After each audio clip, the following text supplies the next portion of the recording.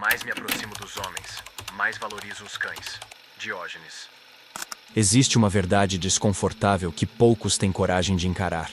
Quanto mais você se esforça para agradar os outros, mais distante fica de si mesmo. Não se trata de uma provocação exagerada. É uma constatação silenciosa, porém devastadora.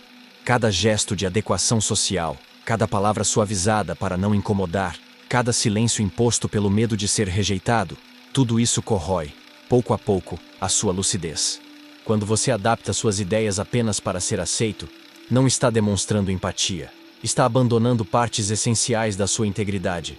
E com o tempo, essa prática se torna tão habitual que já não parece mais uma escolha. Vira um modo de existir. Um modo disfarçado, condicionado, moldado pelas expectativas alheias. Você pensa que está sendo gentil e compreensivo. Mas, por trás dessas máscaras, está, na verdade, sacrificando fragmentos preciosos da sua coragem. Antes de continuarmos, curta o vídeo e se inscreva no canal se ainda não for inscrito. Seu apoio faz essa mensagem chegar a novas pessoas, assim como ela chegou em você.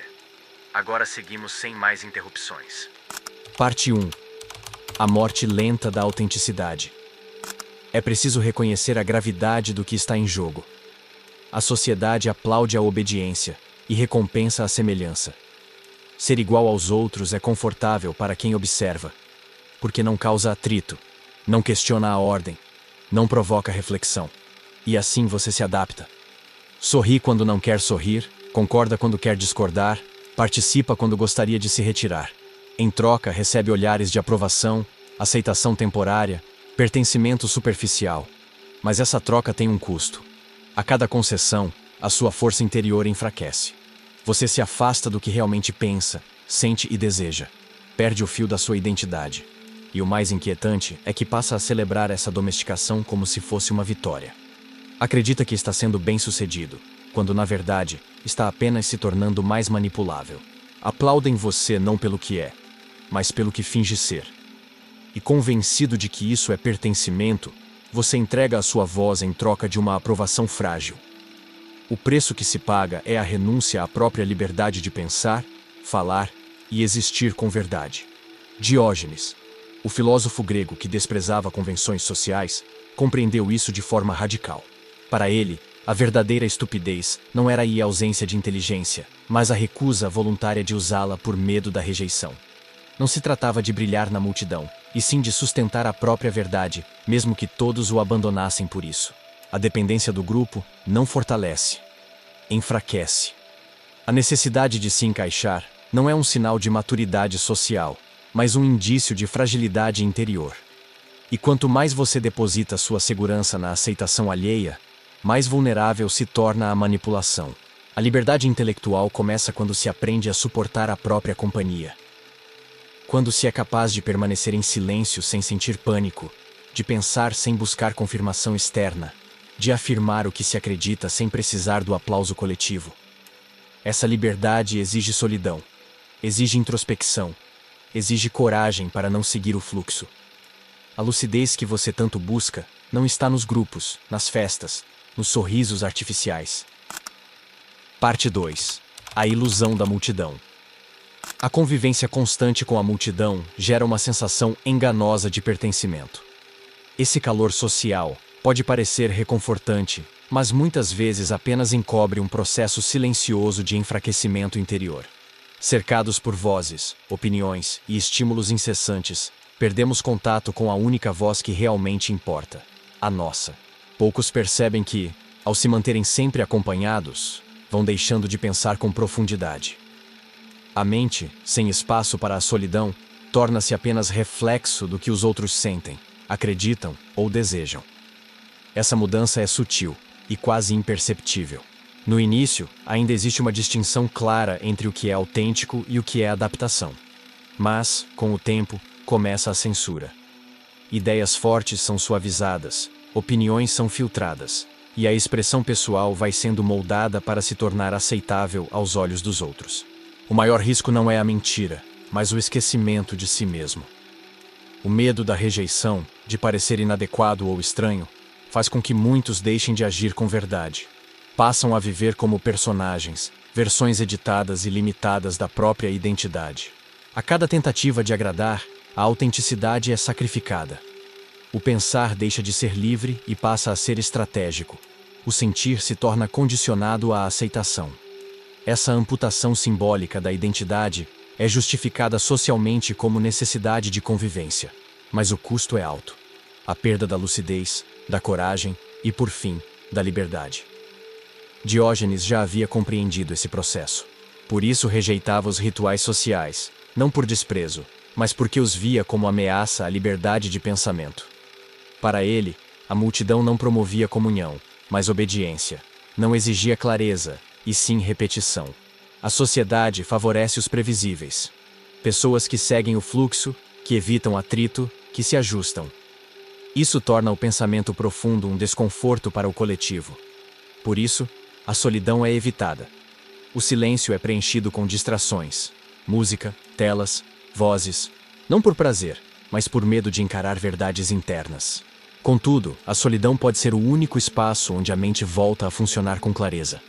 É onde a autenticidade pode ser reencontrada, desde que se tenha coragem para suportar o desconforto inicial de se olhar com sinceridade. Parte 3. O julgamento invisível. Milhões de pessoas vivem sob a influência de um tribunal invisível.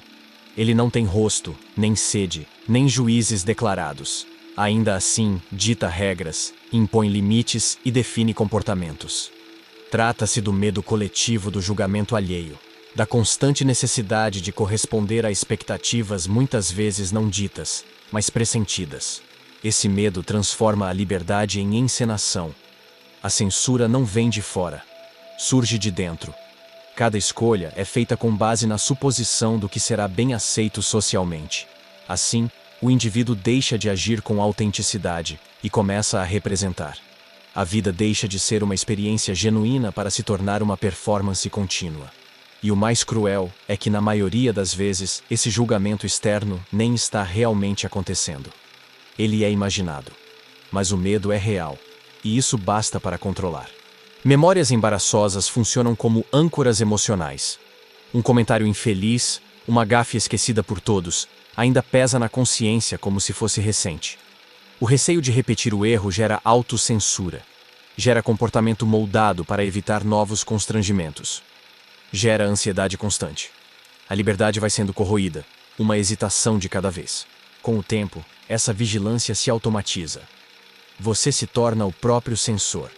Reproduz as normas sociais dentro da sua mente.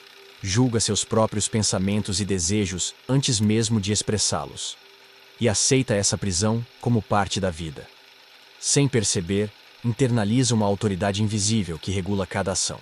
Diógenes compreendeu esse fenômeno com clareza. Para ele, o maior poder da sociedade não está nas suas leis, mas na voz que você instala dentro de si. Essa voz julga, limita, intimida. Ela molda sua forma de pensar, sentir e lembrar. Torna legítimos apenas os comportamentos que não incomodam. A grande pergunta então se impõe: o que você faria se não houvesse ninguém observando? Se não existisse plateia, crítica ou aprovação? A resposta revela sua verdade esquecida. Mostra quem você é por trás da máscara. Muitos vivem versões de si mesmos apenas para agradar. E com o tempo, se esquecem do que eram antes do palco. A percepção do mundo passa a ser emprestada. A autenticidade se esvai. E o mais triste é que nem percebem quando isso acontece. Parte 4. A liberdade na solidão. Solidão.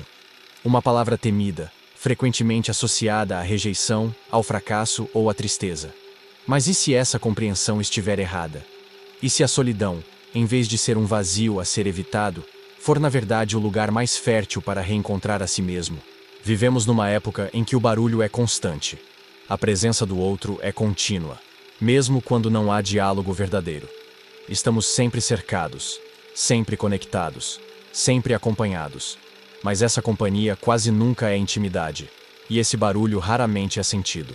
Na maioria das vezes, são apenas distrações, mecanismos de fuga, formas de evitar o que o silêncio pode revelar.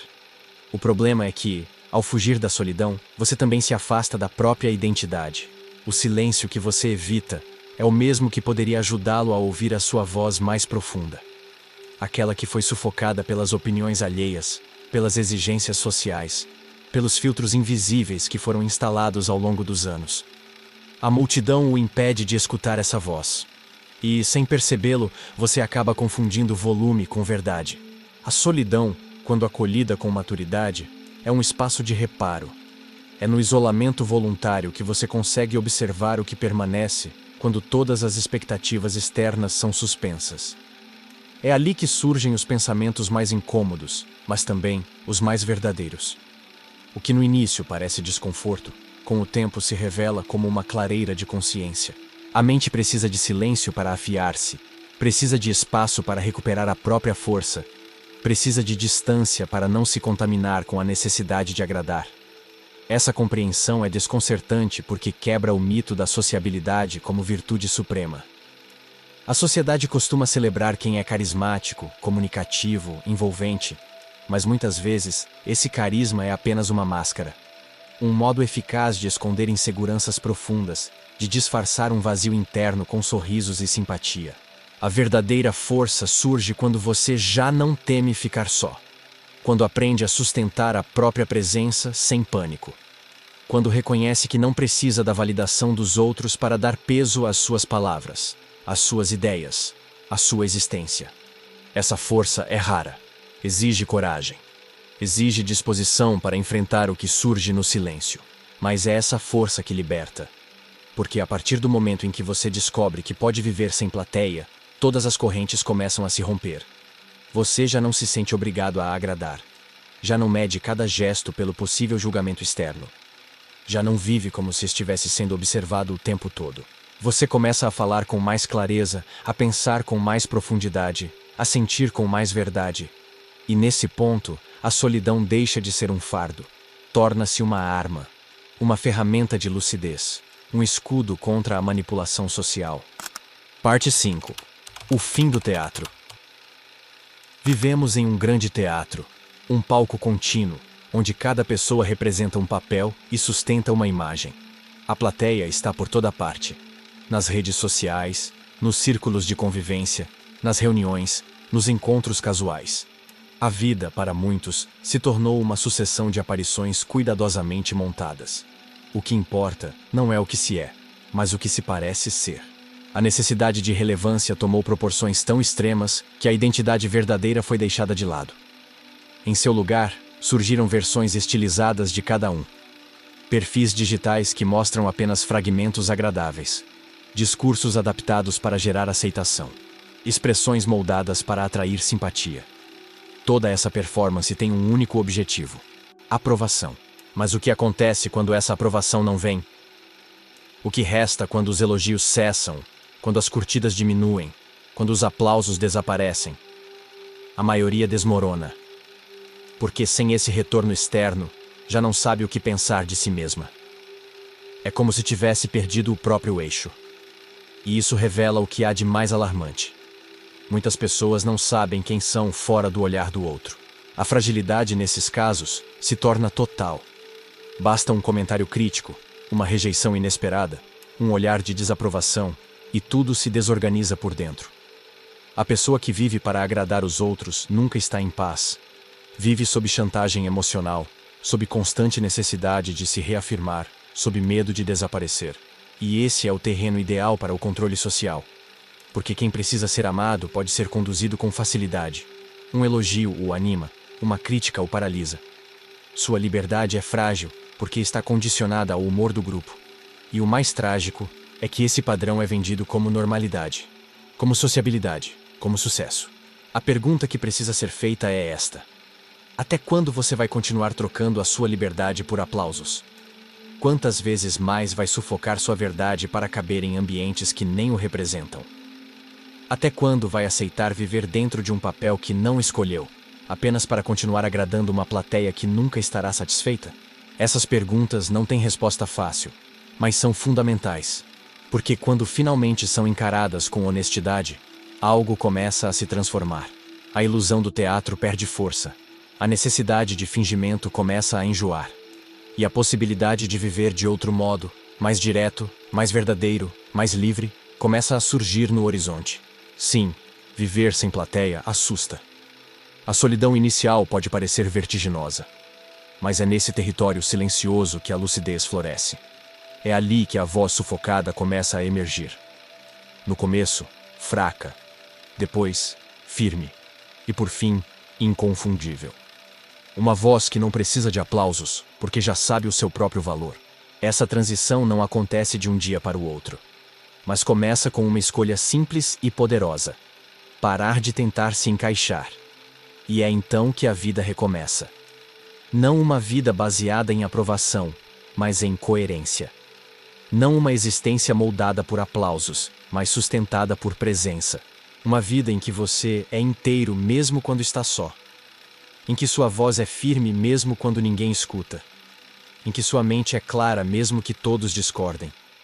Essa é a vida que Diógenes defendeu. Incômoda, sim. Solitária, às vezes. Mas insubornável. Uma vida real, em um mundo onde quase tudo é aparência. E agora, se você chegou até aqui, algo em você já mudou. Você já não pode mais olhar para a própria existência da mesma forma. Porque agora sabe que existe um caminho fora do teatro. Um caminho árduo, mas possível. Um caminho onde a sua verdade não precisa mais ser escondida.